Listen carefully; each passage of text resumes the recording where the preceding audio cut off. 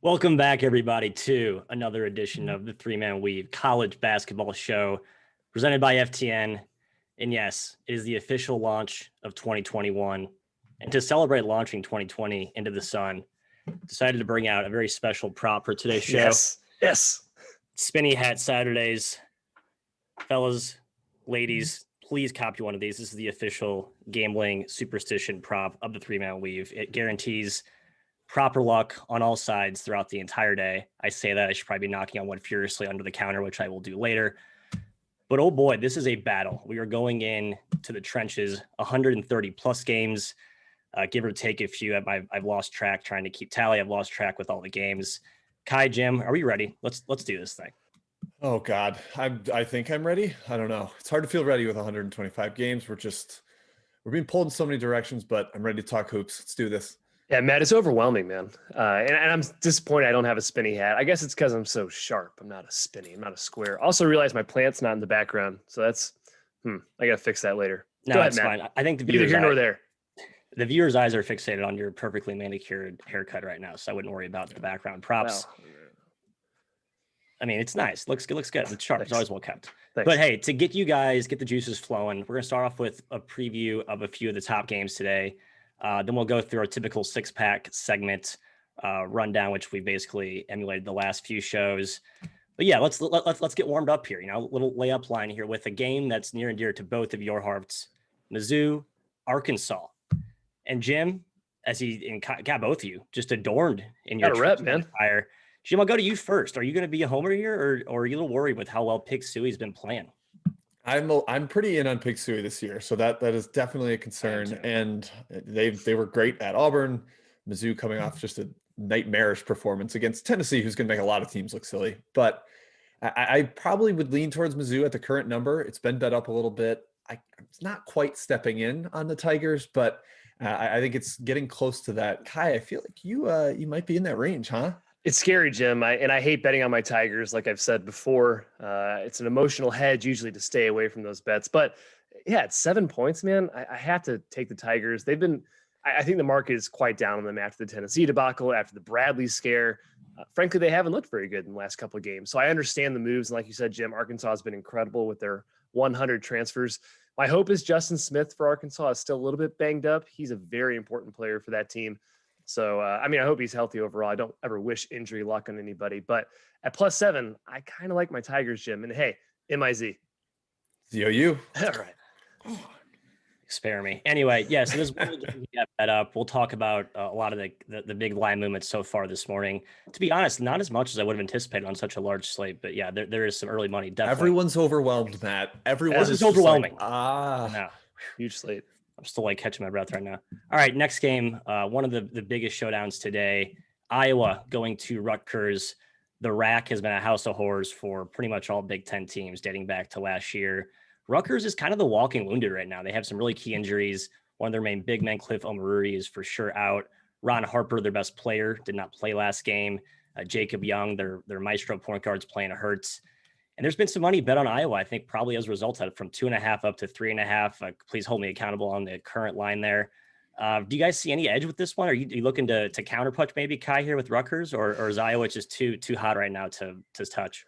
Well, not with Rutgers injuries. I don't feel good betting them against Iowa. Ron Harper probably still out in this game. Obviously, he's Rutgers' most important player. He's fantastic. Cliff Omaruri still injured for them. We've talked about how important he is, especially as a second big to defend Miles Johnson from foul trouble, which he will likely get in today against Garza. They survived against Purdue. They shot the ball incredibly well. Montez Mathis turned into an incredible three-point shooter. That made no sense. Against a team like Iowa, who frankly is a lot better than Purdue, I lean towards the Hawkeyes if Harper is out, Jim. Yeah, I am loath to bet against Rutgers at the RAC. It's just such a magical place for them. We saw that magic against Purdue, but I think the market's probably got it right here with Iowa. Although Iowa on the road hasn't been great. They could have won or should have won at Minnesota. Yeah. And now in this one, a beat up Rutgers team. I think that Omarui injury really matters today against Garza. So yeah, I think that the market's probably got it right here. That this feels spinny central to be all over Iowa, but yes, it also seems like the right play. Yeah, obviously Rutgers with the horses up front to combat Garza, but I think they've been playing with fire with such a short bench. I think it comes back to bite. I think Iowa takes care of business here. Next one today, Rock Chalk Jayhawk, both of your arch nemesis, hosting the Longhorns at Fog Allen. This line has been bet up to 4.5, 5, I believe is the current number here.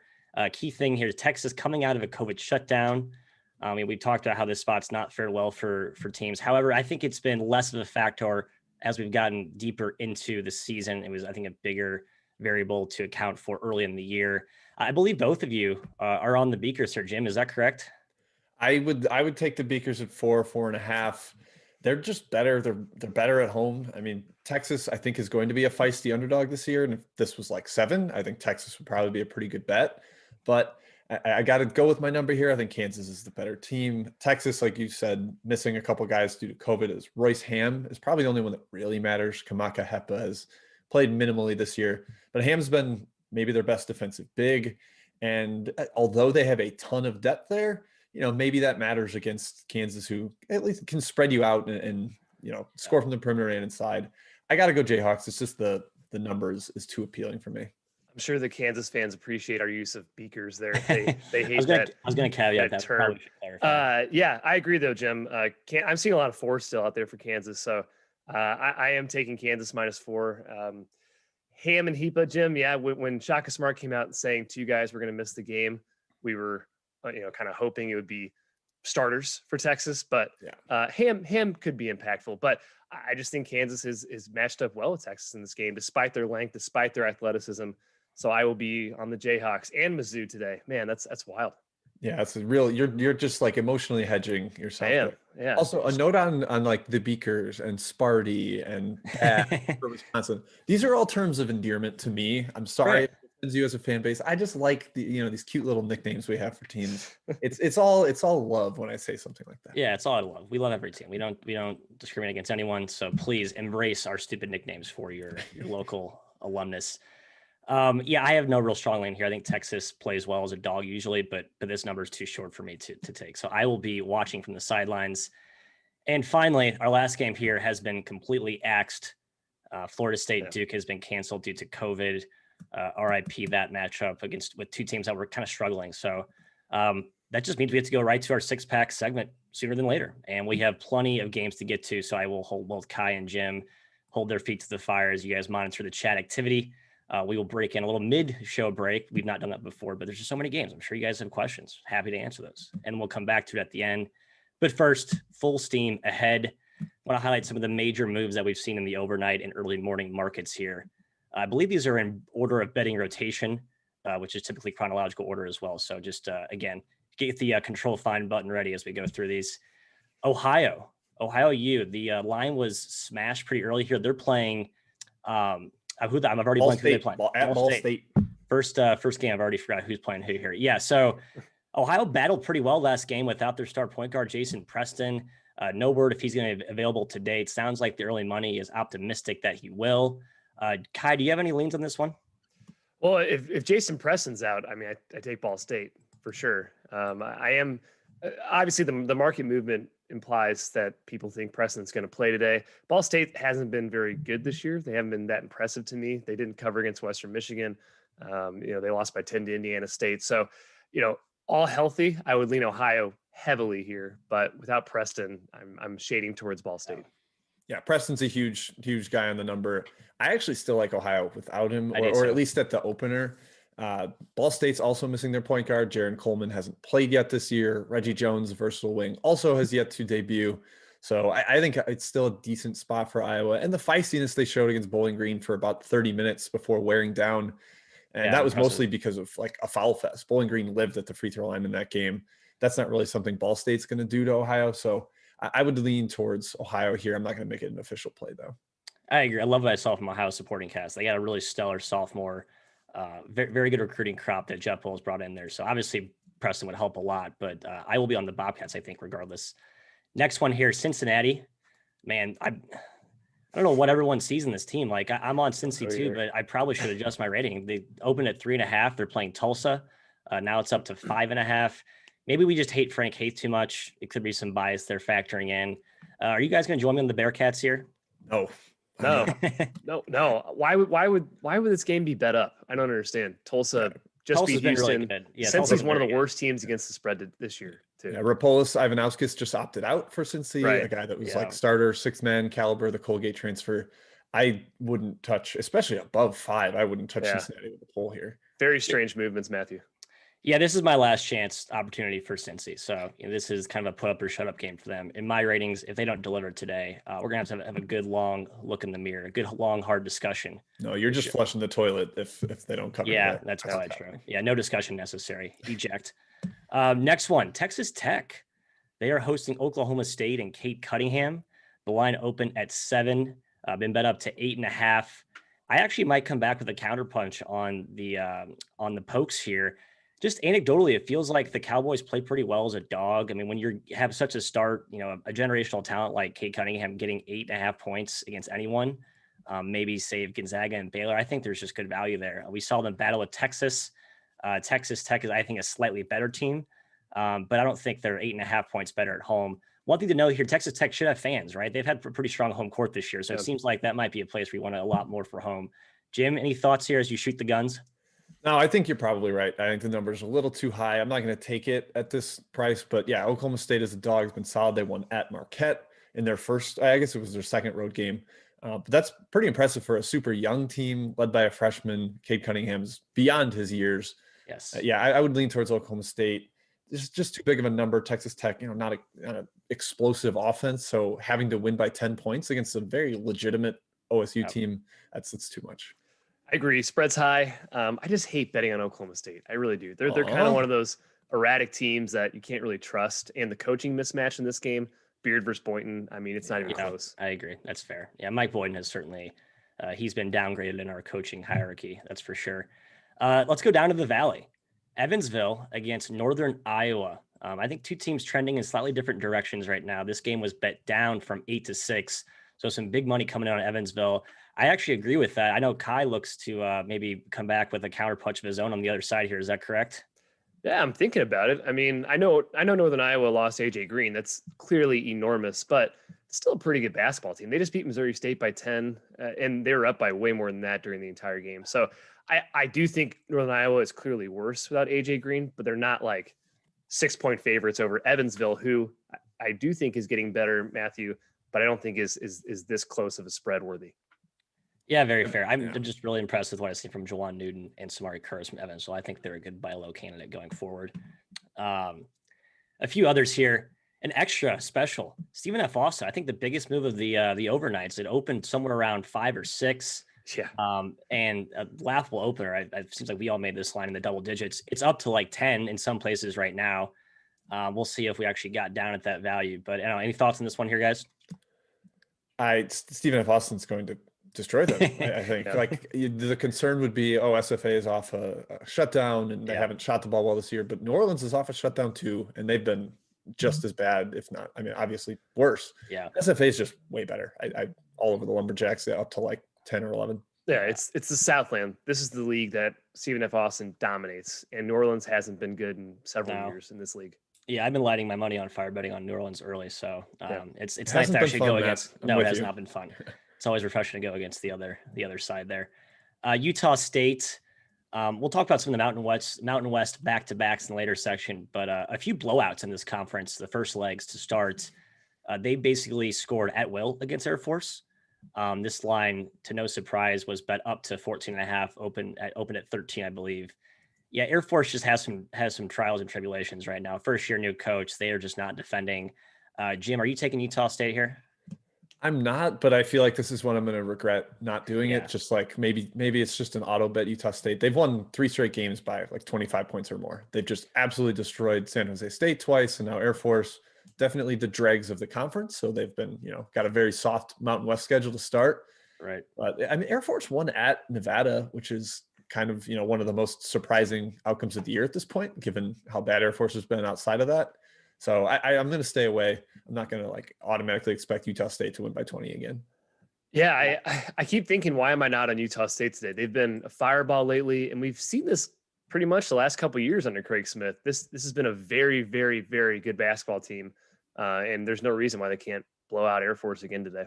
Yeah, very good favorite too. It seems like there's no let up on the Yep. gas when the Aggies. Yeah, they I just totally dominate the glass, and Air Yep. Force is playing that zone, trying to figure it out with Joe Scott, and that they're going to get no rebounds again, probably. Yep. Excuse me, Mountain West showdown that's gotten some early steam. Boise bet up Right. from 24.5 to 27. I mean, this line could climb as high as Sure, 35, given what happened.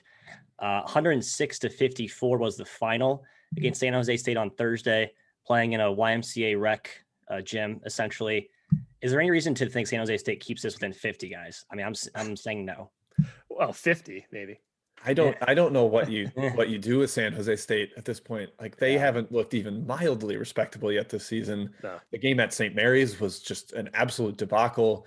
Now Seneca Knights opted out. It's just I don't know what price it would have to be for me to touch this team, but it's certainly not 27.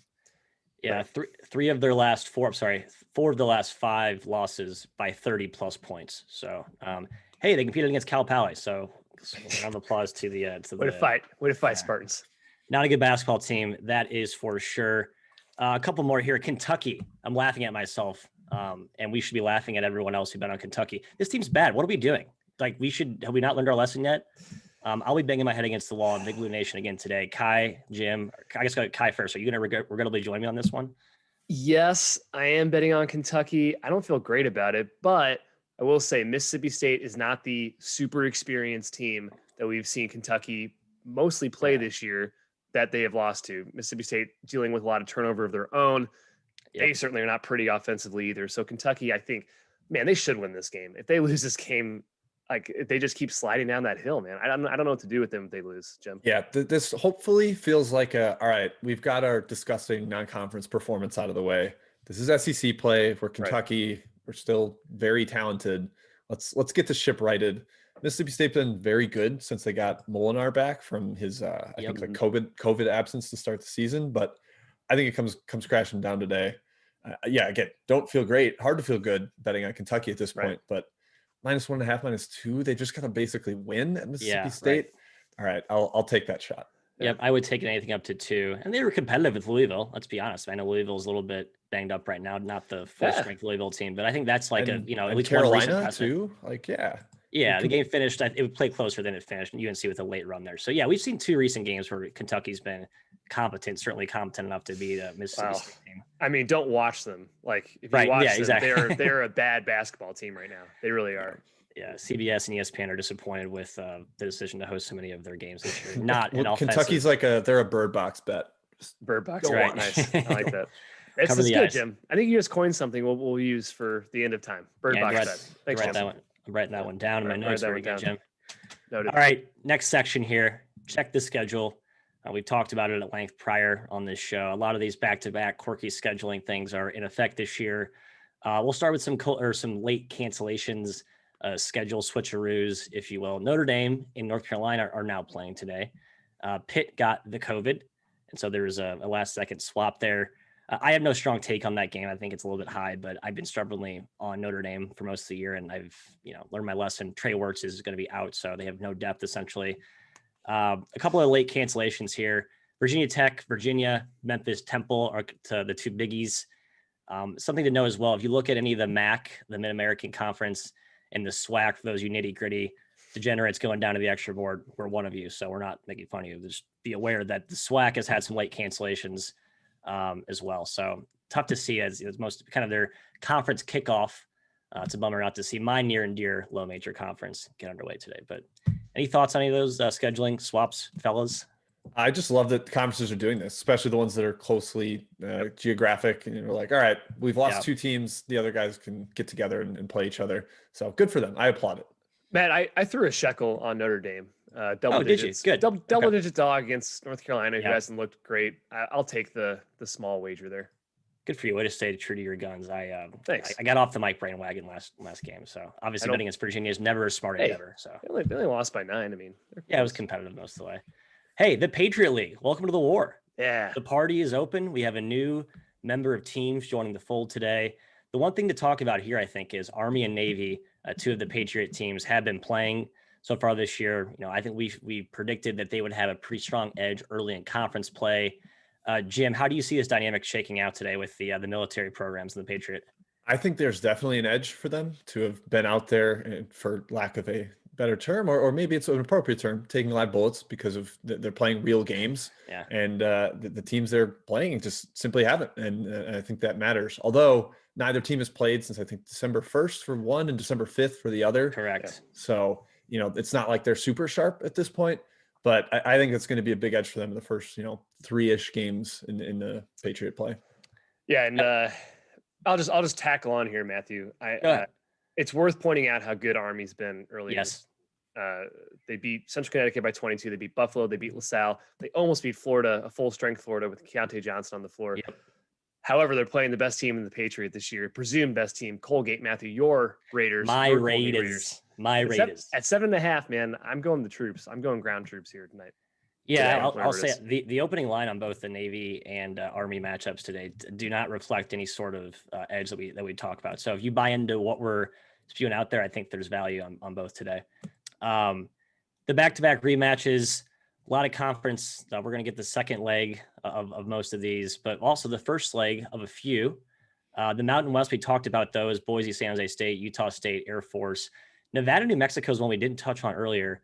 I've been burned by the Lobos this year. I think I've kind of just given up. I'm waving the right flag. Are they as bad as Air Force right now? They're almost. I can't get terrible. There. I can't get there yet, They're but so it's bad. definitely in the same ballpark.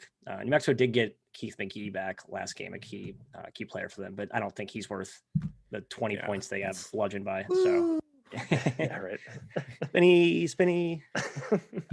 Conference USA, the Conference of America. 2 cancellations here early, so kind of a bummer.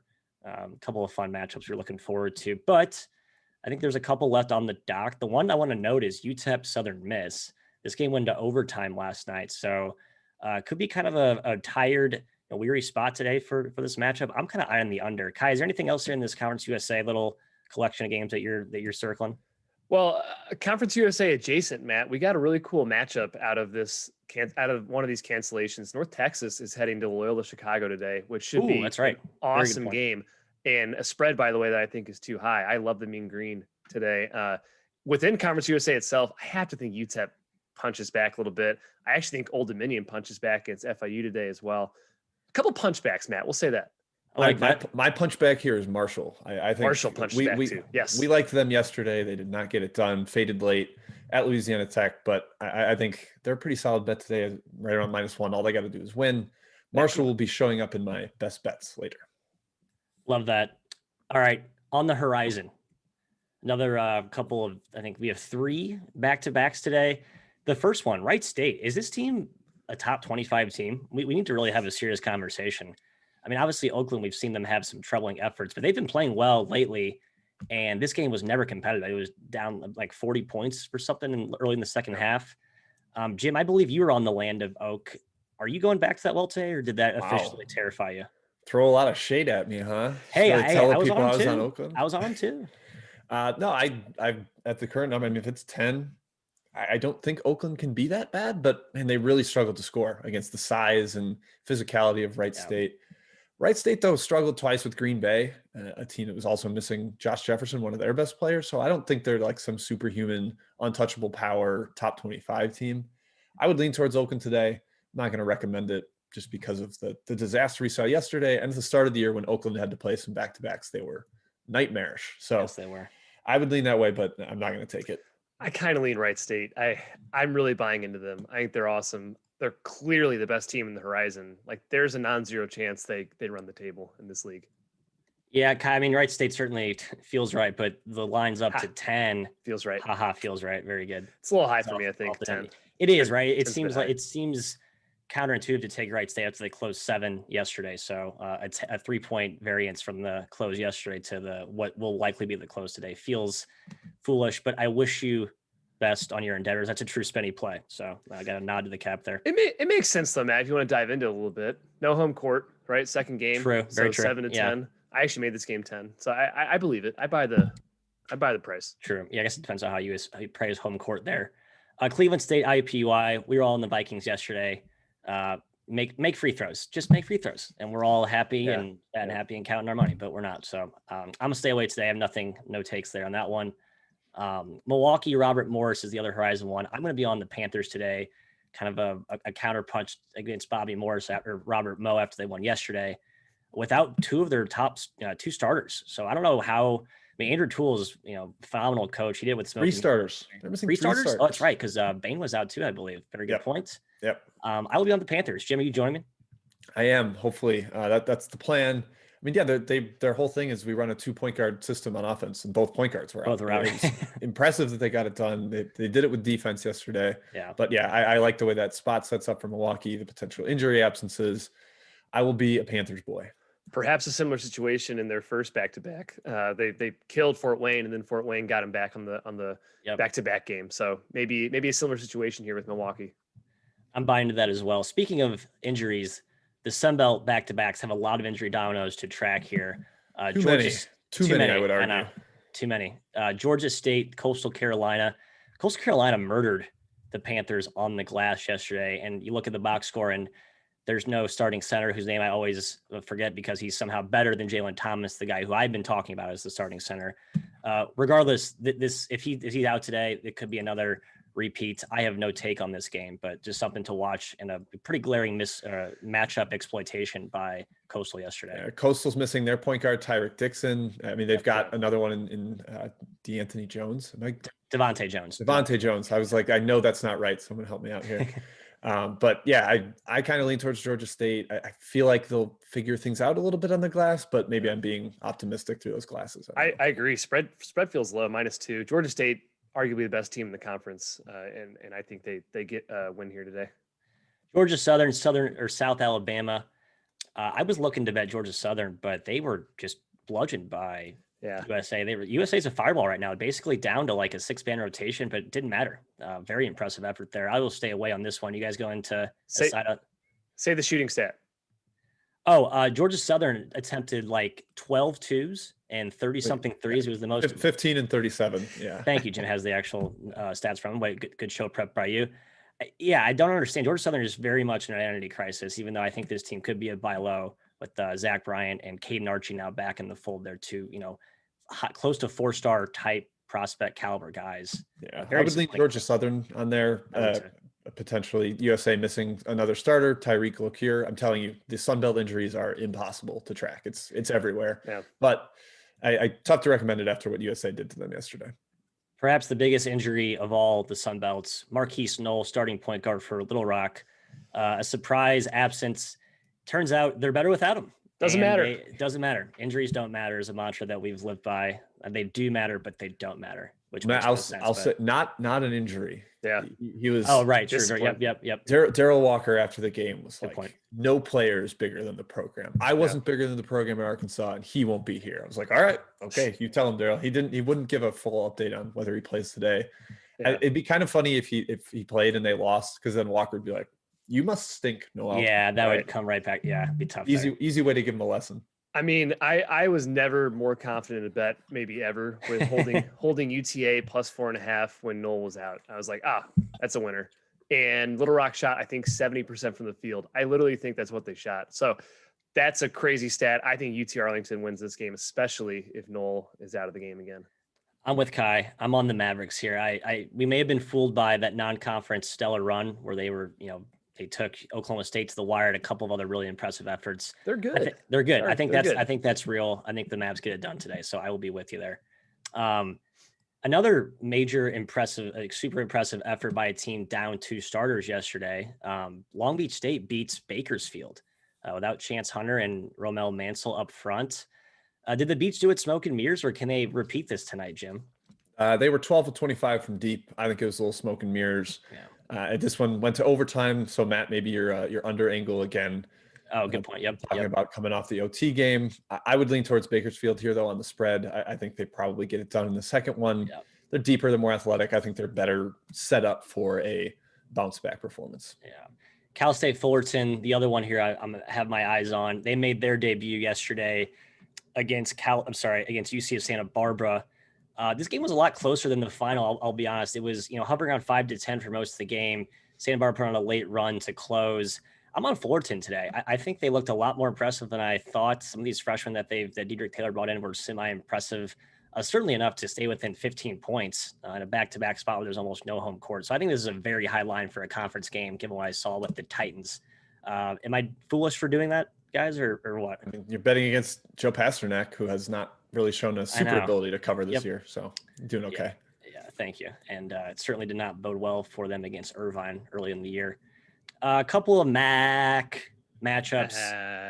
Our stubbornness will be tested here with Niagara and Ryder. We were on the Purple Eagles against Marist yesterday. John Dune continues to be robbing our pockets.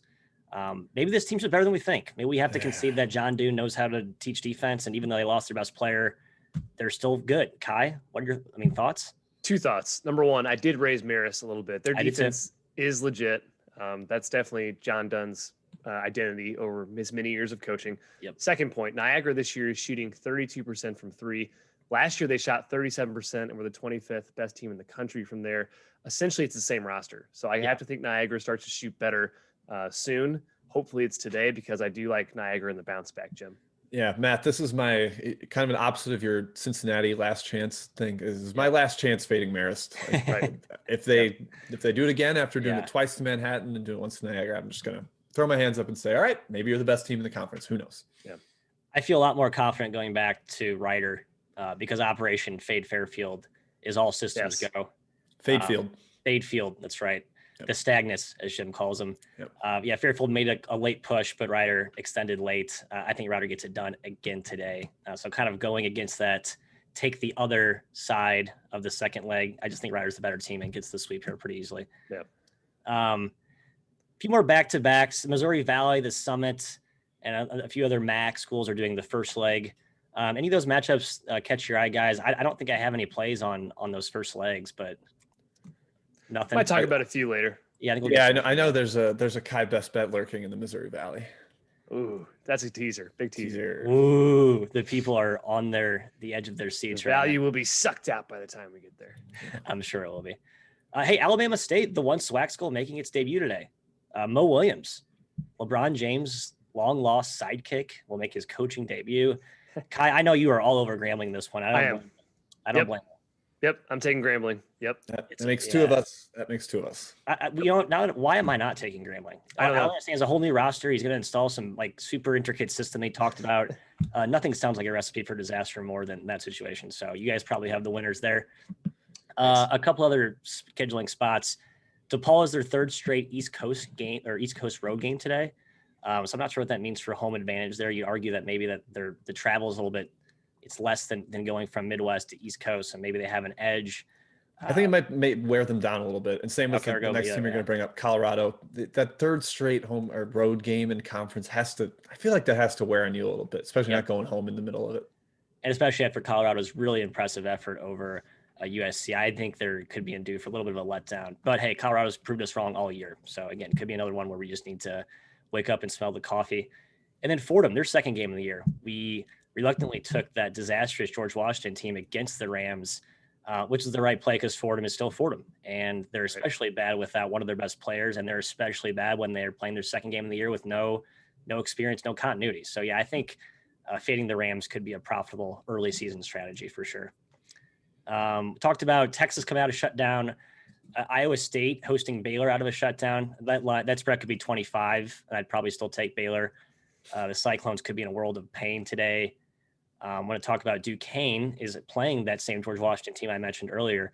I will be on the Colonials again. I continue to think George Washington is going to be fine. And Duquesne did not read very well from Keith Ambrose quote. Sounds like he's very much tempering expectations. Are you guys going to be with me on the Colonials there, or am I still overly stubborn for sticking with my G-Dub love? I think you're the right side, Matt, but I don't have any confidence in G-Dub. Yeah, I'm very close to taking it. I'm not going to though. I would take G-Dub if I had to take anyone there. All right, should we pause for a little chat mob break? Any questions come in during the opening segment there, or should we keep? Oh yeah, station identification too, Matt. This is Three Man Weave College Basketball Show presented by Fade the Noise. Very good. Great job. Jim, I only have 3 questions from the FTN stream, and Jim's manning the Twitter stream for those. Yeah, I've got a little coming from the scope. All right. Well, I guess I'll start. Ryan asks about BC Louisville, guys. Any leans in that game? I think I actually leaned towards Boston College, but I stayed away ultimately. Matt, you got anything? Yeah, I've been on Boston College a lot, but I'm pretty high on this Louisville team. I think they're going to improve quickly here now. They're starting to get healthy, so it's a stay away from me. I like Louisville at 5, up to 6 now. I wouldn't take it. I think Boston College had a completely smoke and mirrors performance against NC State. I was lucky to win that bet after Emmanuel Bates went out for NC State. I think BC's kind of reverting to bad, despite the talent on the roster. They have not had good performances lately. Jameson asks about West Virginia today. Sands, Oscar, Sheboy, Matthew. You're a big Oklahoma Sooners fan, but you are on the Mountaineers. I'm on the ears. That's correct. To be honest, I don't think this team misses a beat without Sheboy. It's so odd to say. He was probably arguably their best big man last year. Culver's taking that mantle this year. Gabe Asawin, pronunciation check, not even close. Osaboyan. Thank you. Gabo. Has been playing well with Culver alongside up front there. They have other options there. I think West Virginia comes out very locked and loaded, and they dominate the paint. It's a little concerning that Oklahoma beat West Virginia by double digits twice last year, so that's a little bit of like maybe Lon Kruger has revenge spot. I'll latch onto that narrative. Yeah. A little worried that Lon Kruger might have Huggins' number here. You got some value, Matt. They're a dog. They're plus there's money against me. Yep. Yeah, I may end up adding that one with them as a dog. The Huggins quote's like, they asked like, "Were you surprised by Sheboy leaving?" He's like, "No." He's like, "And what are we going to do moving forward? We're going to win more games." Like that was his quote. I don't think he's terribly worried about this either. He's my favorite coach. All right, last one from the FTN side. Actually, there's another one, but we'll just do this one for Jim. Cal, Oregon State from north of 49th is the user. Cal, Oregon State, a very exciting game here. Jim, Beavers, Bears. Barf, nothing. Matt, what do you got? I'm on the Bears because I think the Beavers are barf. So yeah, nice. Good alliteration. Cal is. I'll lose that bet. I've lost every bet on or against Cal the last 2 years. So I guess I'm due. The due theory may apply for me here. All right, Jim. Good luck with that. A couple from the Periscope stream. Andy Baseball asked about Oregon State Cal, so we got that. Also asked about UTEP Southern Miss. We covered that a little in the schedule section. I think that the lean is to UTEP across the board here off that overtime loss. Yeah. And then also Bakersfield Beach, similar situation off the overtime loss. I think we lean towards shake and bake. Shake and bake. A couple questions. Tyler Nobeck has asked about Northeastern Elon. Take it to the ban 3 or take it to the bank. I'm just going to call it take to the bank.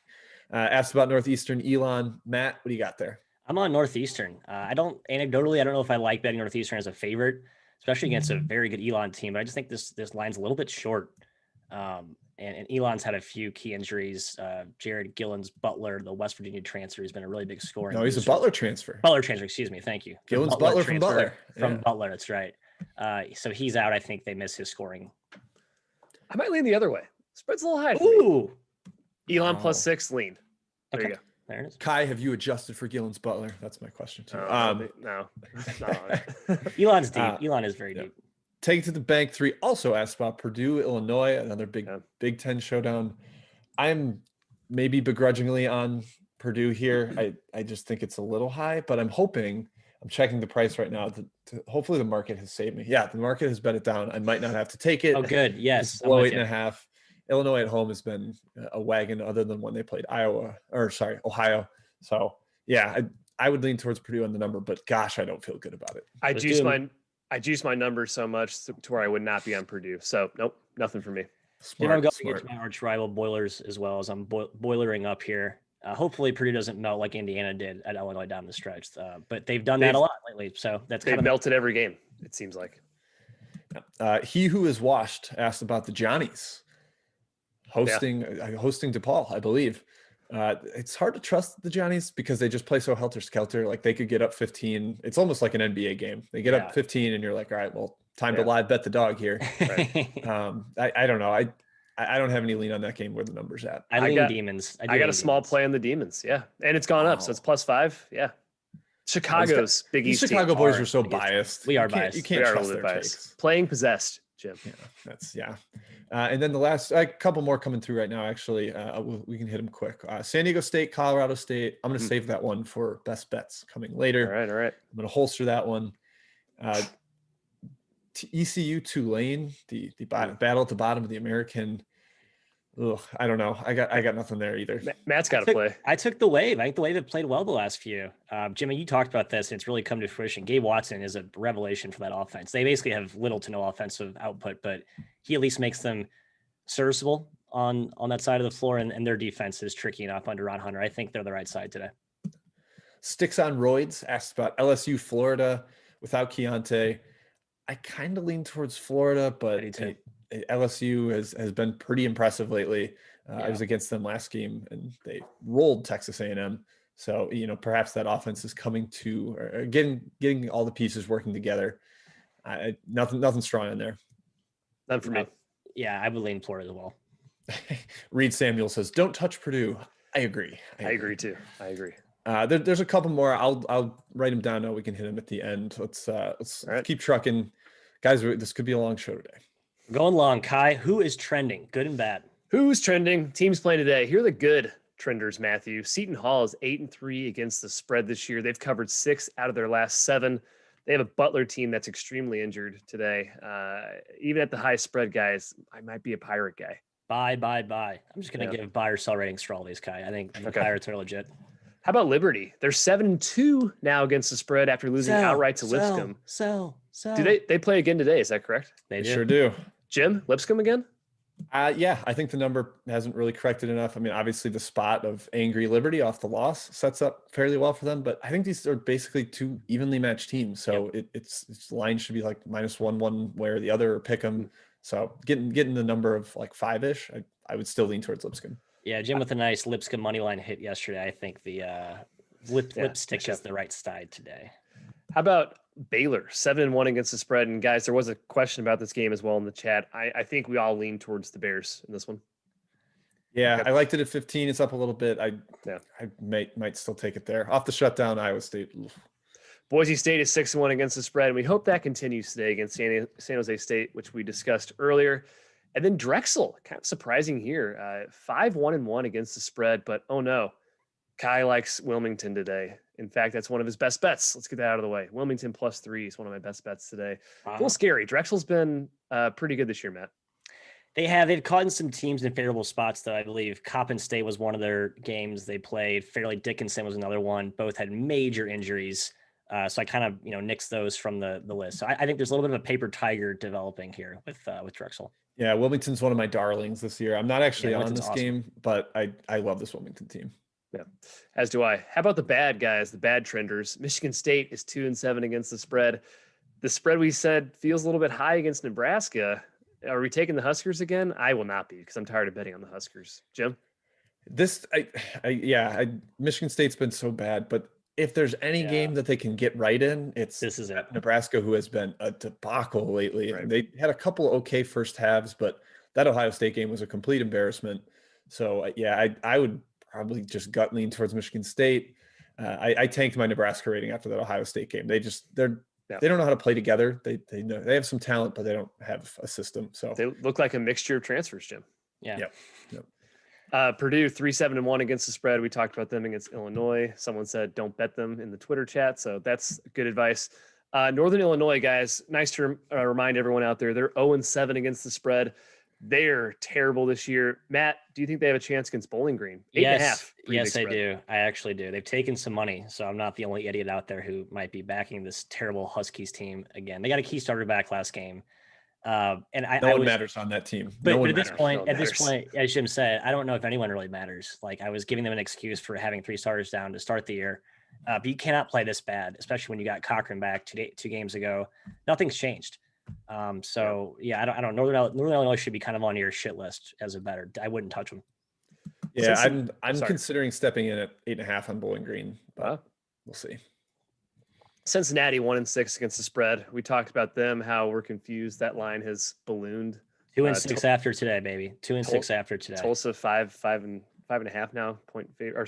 Dogs to Cincinnati. Yeah. And then Charleston 1-5 against the spread. Another scary one because I kind of like them today against Delaware. They just haven't been the Charleston we've seen over the last couple of years, Matt. Yeah, fair.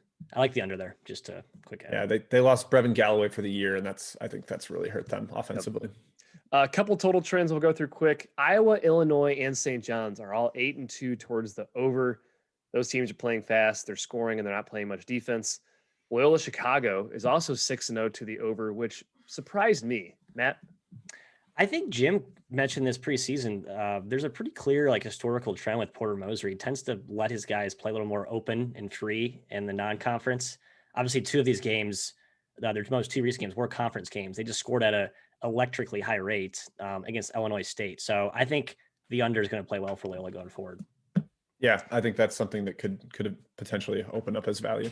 Illinois State, what a terrible basketball team, by the way. I just want to throw some shade on them. Horrible. Illinois State, Northern Illinois. Who you got? I take Illinois State. Illinois State. By a hair. It's not by much, I guess. Gross. Ole Miss and Kentucky are both 0-7 towards the under. So Ole Miss defense is top 10 right now in the country. Kentucky obviously cannot score the basketball. So be careful betting overs on those two teams. And then UMass Lowell and Morehead State, a couple of mid-majors, both 1-7 towards the under. I know I've been on a couple Morehead overs, so that one is not a surprise to me. I'm on a Morehead over today, so we'll see how that goes. I am too, Jim. They play slow. They play slow and they turn it over, so not exactly good for scoring. All right, that does it for ATS trends, Jim. Roster roundup. Oh yeah, I mean, look, there's 125 games. We could talk about probably 60 of them in terms of injuries. So we'll try to hit the biggest ones. They'll have the biggest impact on a line. You know, if a guy is out, we're going to see some movement. I'm going to start off with Rutgers. We mentioned Ron Harper Jr. Crucial there. I mean, if he's out, I could see that line going up to 5-ish for Iowa. So if you want to get in early there on Iowa, check that out and try to find out anything there. We haven't seen any update, but very crucial injury. Aaron Thompson from Butler has missed quite a few games now. And I just think that team's going to struggle a lot without him consistently. Yep. And Seton Hall's been fantastic lately. So can't bet Butler without Thompson. Yep. Agreed. The Pirates. Likes and McGusty. Chris likes Cam McGusty. I mean, Miami, Florida's just been beat to crap all year. That poor team just can't catch a break. They at least got Timberlake back. Cross looks a little healthier, but without those two guards, it's a little bit dicey. Matt, I think you leaned their way against Clemson, though, correct? Yeah, I watched that game. It was a fluke cover, but the 8 guys they had, I thought looked solid in spurts. So it's a second game with that kind of that nucleus playing together. I think they have value here, even if Likes and McGusty are out. But there's a small chance that you get one of them, and so that's just a little bit of a bonus upside if you hop on the Canes early. Yeah, I was really high on Miami, Florida early in the year, like in the preseason, and I've soured a bit. I mean, the injuries have really crippled them. So let's keep moving. RJ Nembhard from TCU missed last game with a groin injury, unclear on the severity of how long he'll be out. I still think they're probably a decent bet against Kansas State, especially maybe if you get him in the lineup, then they're really in good shape. That was a game against a SWAC team, so it could have been like a precautionary. Let's hold him till conference play. So I would still lean TCU there. Yeah. TCU. They got Francisco Farabello back last game, by the way, played 33 minutes off the bench. So I think he could be a decent mitigation for Fuller potentially being out. I'm sorry, Nembhard, excuse me. Yep. Dejon Davis for Stanford got hurt towards the end of the Arizona game, had a hard fall. He seems like a true game time decision for them as they head up to Oregon to take on the Ducks. Stanford's been kind of a homeless team this year because of the restrictions in their county in California. So that's something to keep an eye on. Maybe not quite as fresh as you would think. And then without Dejon Davis, lockdown on-ball defender, kind of a maestro setup guy at point guard. Matt, are either of you guys still riding Stanford without him? I did, and it's a close your eyes bet if he doesn't play. I watched Stanford without Davis against Northridge. They really don't have any other good ball handlers. In fact, I'd argue their wings are bad ball handlers. And so while Davis has had his turnover issues in the past, he's played a lot better this year when healthy. So yeah, he's a big piece. I'll feel a lot more confident if he's in the lineup. I still think that line's a little too high though against Oregon. I agree. Stanford plus 5.5 will be a play for me with or without Davis. Hope he plays. No Stanford for me, but I kind of like the under. We'll see though. I would buy that. Yep. And then Alexis Yetna for South Florida, a crucial one here. Yep. South Florida, I was surprised to see them favored in this match against UCF. And honestly, UCF is one of my best bets as a dog +1. I'll verify that number in a second here, but you got it. Pick some places. Pick some places. Yeah, I would still take pick there. If he's out, then I think that's stealing in terms of getting good line value. And we're not sure what the injury is. It's like a leg injury unrelated to his ACL tear from last season. But I think UCF's probably a slightly better team. And if they're getting, they get to see themselves as an underdog, then solid value there. I've been extremely impressed with UCF this year. Yes. They should have covered against Houston, and they've been kind of ravaging everybody else. So I like them too. Yep. Already mentioned Ivanauskas for Cincinnati. He has opted out. So, be careful of that. Might not end up mattering that much with some of the depth they have. Tari Eason's been great as a freshman, but something to monitor. And then, let's go to mid-major injuries. Some of these we've already touched on, so I'll just, give a brief reminder. Jason Preston for Ohio, you got to check out his status as they are on the road today. Marquise Noel of Little Rock, also someone that we touched on. He's their maestro. I can't believe they scored as efficiently as they did yesterday without him. They did still turn it over, though, so I think it might have just been like a strong shooting day. I think we all like Arlington in this spot now. Yes, we do. Yep. South Alabama's Tyreek LaCure we mentioned. Another Sun Belt injury we didn't even get to. Kendall Lewis from Appalachian State, their highest usage player. He's been super inefficient so far this year, but I think that contributed to their complete inability to score against Troy. So another one to monitor. Their star last year, Justin Forrest, has been a shell of himself. So App State may be a little overvalued right now. I agree. I mean, Dustin Kearns is a phenomenal coach. I think that's the only reason why they've been good. So I think you have to put a premium on what he does with the clipboard. But at some point, you need players. And right now, they're down 2 of their best creators. Yep. Speaking of best creators, 2 here for you. One in the SoCon, Matt, I'm going to kick this one to you because I think you have a bet here. Mercer, potentially missing Neftali Alvarez, the transfer point guard who missed last game. They looked a little disjointed and out of sorts against Wofford's defense without him. You like them going up against Furman? Mighty Furman? Yeah, I was not happy with that effort against Wofford in the conference opener game. I would have thought they should have competed in, even without Alvarez. Alvarez has been really strong on the ball. He creates a lot for those shooters, those scorers on the wing. I'm going back to the Mercer well today. I think 11 is a massive number. I think even if he's out, the line should be closer to 8 or 9. But I could have Mercer overrated. I'm buying into what I saw early in the year when they beat Georgia State. And I believe Georgia Tech in back-to-back games, and then Georgia Southern to start. So I think they've been very impressive. Yeah, they shot the heck out of the ball to start the season. I like that Mercer team, but home favorite Furman is a terrifying proposition. Bob Ritchie has been phenomenal as a favorite. Yes, he has. Yep.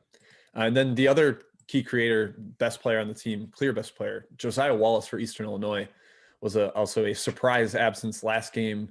They struggled against Eastern Kentucky. Without him, I mean, that's trouble in paradise. Matt, I've laid you up for 2 of your favorite bets of the day here.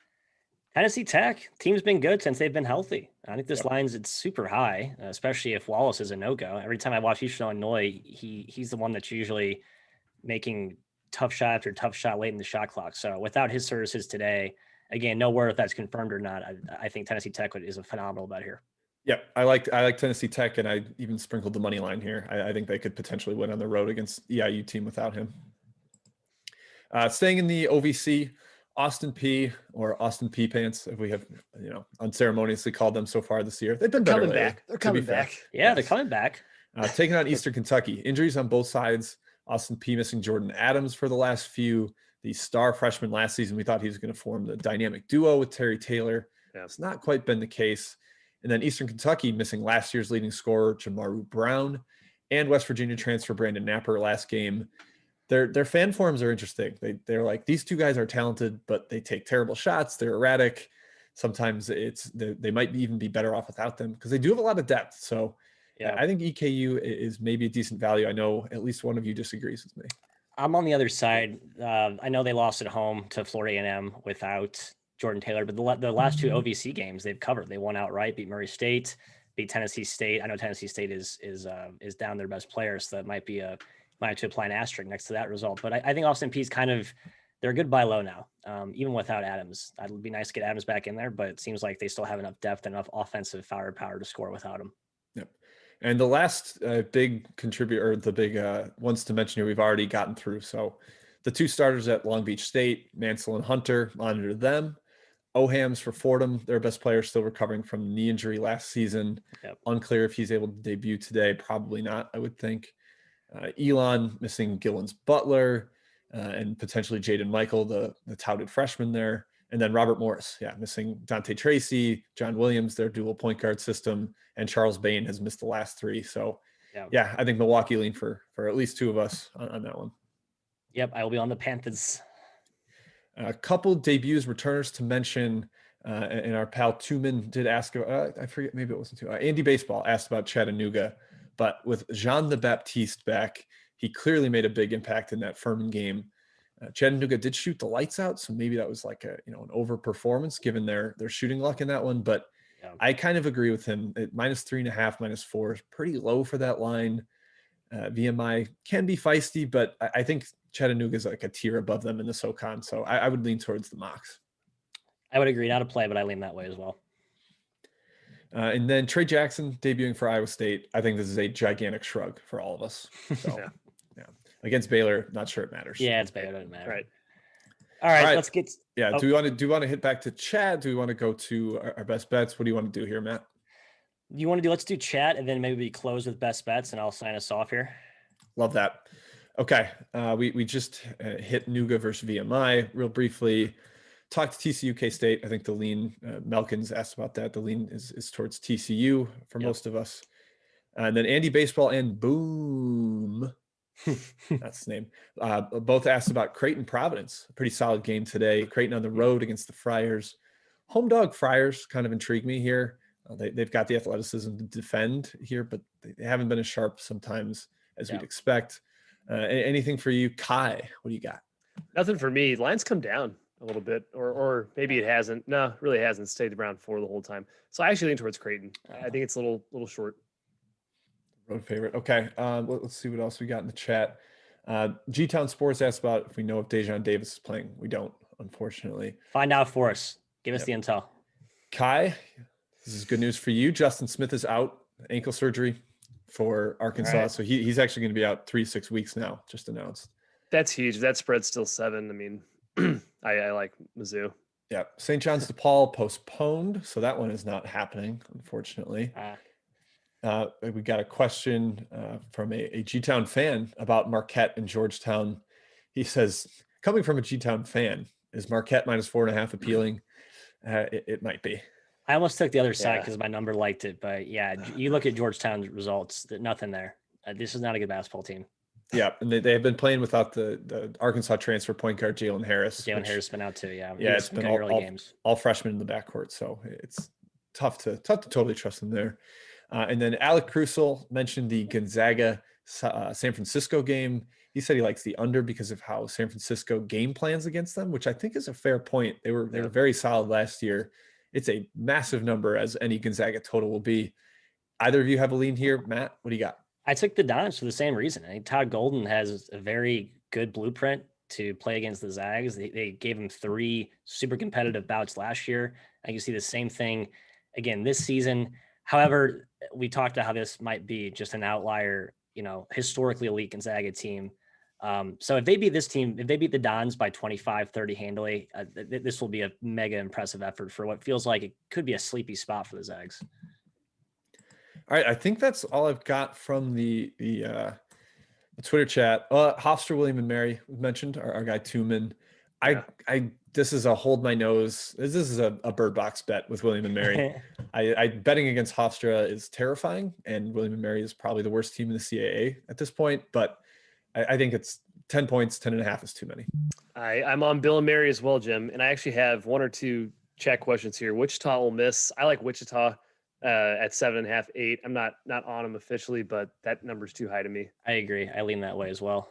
I made it right where it's at. So I got nothing. Yeah. We talked Marshall. We lean Marshall. St. Peter's Canisius, not really a big lean, I don't think, for either of us. I actually went to St. Pete here. I took Canisius yesterday. I'm going to go to the other side of the aisle today. Oh, Matt's getting cute, trying to win both games. Yeah. Wyoming, Fresno. I actually kind of leaned Fresno, which is scary because they've been brutal. And then Lipscomb, we talked about. We think not a terrible bet against Liberty again today. I will be staying away. I think Jim might be taking it again, though. Yeah, I just think the number's too much. Basically a pick'em game to me. Right. Our pal Ryan Abramowitz, Giant Homer, asked about Lehigh Lafayette, which transitions perfectly into our wrap-up section here. Matt, take it away. Weave versus weave. We are usually in agreement. A lot of groupthink in this 3-man organization. However, we have some discrepancy today. Kai and Jim are trying to shove me in a locker on Lehigh Lafayette. We're bullying you. Dude, stop, guys. All right. I have no lunch money. Jeez. Lehigh. Which side are you on? I'm a Lehigh guy. You guys are Lafayette men. Yes. Based on last year, you have every right to be. I just think this is a brand new season. Lehigh had a ton of injuries last year. I think they're a little bit undervalued. I like the Mountain Hawks in this one. Yeah, Jim. We and I don't like Lafayette. you. Yeah, we so like go Leopards. sure. We got a podcast review this week that said I hate Matt, so I gotta play up into that. We're doing some on-show therapy, some counseling. This is good, Jim. These are some of the activities that we were taught to help kind of hash these issues out. So I'm glad we're practicing what we've been preached. This is important. Yep. The other one I noticed, we talked about Oakland, Wright State. I think Kai's on Wright State. I might be going the other way. Number's too high. I'm not on Wright State anymore. Disregard. It's been scrapped. Let's get the best bets. We're already gone over an hour here. I'm sure FCN behind the scenes is trying to run us out here. So let's won't shut up. My God. We are long-winded. It's a big slate. It's 130 games. Yeah. I mean, what do you want us to do? Kai, locks. Yeah. Locks. Sorry, we can't. We don't say locks. We don't say locks. No such thing. I said Indiana State plus 4.5 earlier in the show. It's still that. I like them. I think the spread's too high against Missouri. I mean, heck, this spread was pretty low against Drake. Like Missouri State's not better than Drake. UNC Wilmington plus 3 was the best bet of mine. Kind of scary play as Drexel's been a monster against the spread. And then actually, I like TCU minus 4.5. They're one of my best bets. Kansas State's awful. I mean, awful. And that Prairie View A&M game we talked about a little bit of an anomaly, I think. Farabello getting back in the game. Maybe RJ Nimhard plays. That's a bonus. Also, Prairie View A&M just a scrappy dog in general. Tough matchup for TCU. Yeah, I think they roll Kansas State. Enormously sleepy spot for TCU. Like, why should we care about this game? Yeah. Yeah, and Prairie View A&M's best player is Cam Mack, who was Nebraska's best player last year. So, I mean, the fact you have a Big Ten player for a SWAC team matters, in my opinion. Yep. Jim. All right, best bets. 2 that I mentioned earlier, UCF plus 1 or pick. I like them quite a bit there on the road at South Florida. That is a big rivalry game, one that I have attended in person before. Yes. What's the name for it? I don't know that it has a fancy The Sundome, right, Jim? Is that what the venue, it's now the Yingling Center, I think. But okay. I don't know if the rivalry has a great name. I'll have to double check on that. And then Marshall, one of the bounce back spots in the Conference USA after they lost Louisiana Tech. I think they're good enough to not get swept there. So I like the Thundering Herd. And then the last one, we were asked about this in the chat and teased it for later. Colorado State on the road at San Diego State. I think that number is too high. Let me double check what it is right now. But still 9.5. Colorado State is legitimate. And they last year on the road at San Diego State late in the year only lost by 6. That was a much better San Diego State team. And this is basically the same Colorado State team. So I think this is a very good bet. I mean, bet that down to like 7 at least. So I would take it 7.5. I think 9's great value as well. I guess did the odds makers not watch what Colorado State just did to Fresno? Those games were blowouts, both of them. So I think this Rams team is legit. Maybe they're just worried about Colorado State on the road at St. Mary's was gross. It was gross. Terrible. That's fair. Yes. That's fair. It's a youngish team, so I guess we probably should expect some Jekyll and Hyde there. My best bets, surprising to no one. Yes, I'm going back to the St. Bonaventure well. Throughout the Rhode Island game, that was a disaster, a calamity of epic proportions. This team is better than that. This team's not this sloppy. It's a better spot today. I'm a little worried about Jalen Holmes' status. I know he barely played in that game again. Yeah, back spasms. Right. Yeah, right. So I think he's a key piece. They have depth, but I think even if he's out, I would still take it. I feel a lot more confident if he is in the lineup. I think that is why you can't throw out the Rhode Island game, because without him, that showed why they're sloppy. They're not. I don't think they have a ton of depth. I think their starting lineup is elite, but beyond that, I'm pretty shaky, especially after watching that game. That's fair. I was a little impressed with the way Attaway played the Miami Ohio transfer. So, but again, the other guys who are getting minutes because of Holmes' absence did not take care of the ball. Even Kyle Lofton was uncharacteristically shaky. Anyway, bounce back city, ride the Bonnies, trust the process. Second one, Mercer, talked about it earlier in the show. 11's just too high, even without Alvarez. If you can confirm Alvarez in the lineup, the point guard, I think it's a really, really good side. If he plays, you got to take 11. You got to take 11 there. And then I'll throw in 3 quick back-to-back specials. Niagara, talked about that.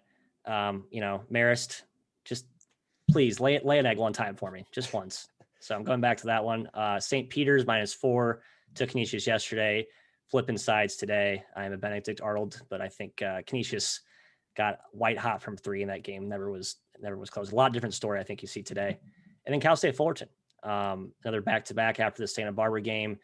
Played a lot closer than the final score indicates.